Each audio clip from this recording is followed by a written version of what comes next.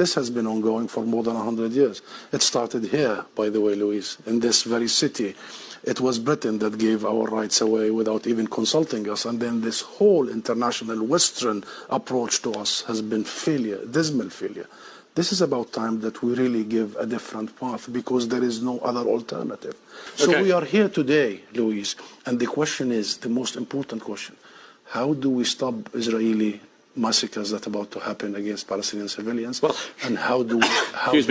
I want to jump in on, and I appreciate the historical context, and we will come back to that. Just on the last 48 hours, though, do you support what Hamas launched on Saturday morning?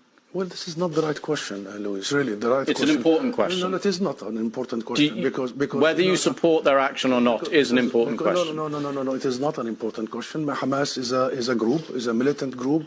You're talking with the Palestinian representative. Our position is very well known and clear. And what is that? Do you support Hamas's actions? And then you cannot equate. This is not about support or not support. I am here to represent my people, the Palestinian people, what they are going through. I'm not here to condemn anybody. And if anybody that needs to be condemned, it's what you call the only democracy in the Middle East, that is Israel, between parentheses, that is doing what you have just reported, targeting civilians. And this has not just happened the last 48 hours. Hamas was just targeting Palestinians, but you won't condemn that. I'll tell you one thing. Hamas is not the Palestinian government, okay? The Israeli government is giving orders for its organized army. So please don't draw any symmetry here. Don't equate. There is no way you can draw any symmetry. And don't equate between the occupied and the occupier. This doesn't serve justice to understand for your audience and viewers the real situation. Since Israel's establishment, it has had one military doctrine. When it fights, it goes and fights civilians, kills civilians, so they pressure the fighters.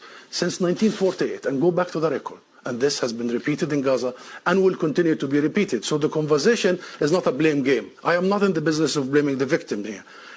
The real conversation is how do we stop this vicious, deadly cycle. You just condemned Israel for killing civilians, and you won't condemn Hamas for killing civilians.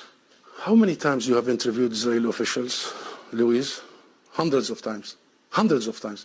How many times Israel have committed war crimes right live on your own cameras? Do you start by asking them to condemn themselves? Have you? You don't. You don't. No, I'll answer that question. You don't. You know why I refuse to answer this question? Because I refuse the premise of it. Because at the very heart of it is misrepresentation of the whole thing. Because it's the Palestinians that are always expected to condemn themselves. I mean, come on, this is a political conflict. We have been denied our rights for a long time. So this is the wrong starting point. The right starting point is to focus on the root causes, is to try and get out of this extreme dark tunnel, as opposed to this business by BBC and the mainstream media for 75 years. You bring us here whenever there are Israelis who are killed. Did you bring me here when many Palestinians in the West Bank, more than 200 over the last few months? Do you invite me when there is such Israeli provocations in Jerusalem and elsewhere? Because what Israelis have seen, which we started by saying tragic, the last 48 hours, the Palestinians see every day for the last 50 years. You know the situation in Gaza, you've just described it. This is the biggest open-air prison. Those people, 2 million, have been taken hostage by Israel for the last 16 years. So I'm saying this just to say, Louise, perhaps this is about time we abandon this rhetoric, very dangerous, this framework, and we start giving people the real ugly truth sometimes. What is the solution in your eyes? International law. That's it. What does that mean? The equal application of international resolutions and law and legitimacy, as you did in Ukraine. Would you bring the Ukrainian ambassador here and start asking him to condemn some of his fighters? We need to fully and equally apply the rules that were created by the League of Nations after the horrors of the Second World War. We need to make sure that Israel is not the exception. It has been for the last 75 years. We need to make sure that nobody is above the law. Britain is renowned, Louise, for the rule of law. I think that's the solution. Israel is an occupying force. It is responsible to provide protection for the people under its occupation. And should they commit crimes and crimes against humanity in the coming hours and weeks, it must be held accountable by the international community and the international judicial system. Thank you very much for coming on the programme. Thank you.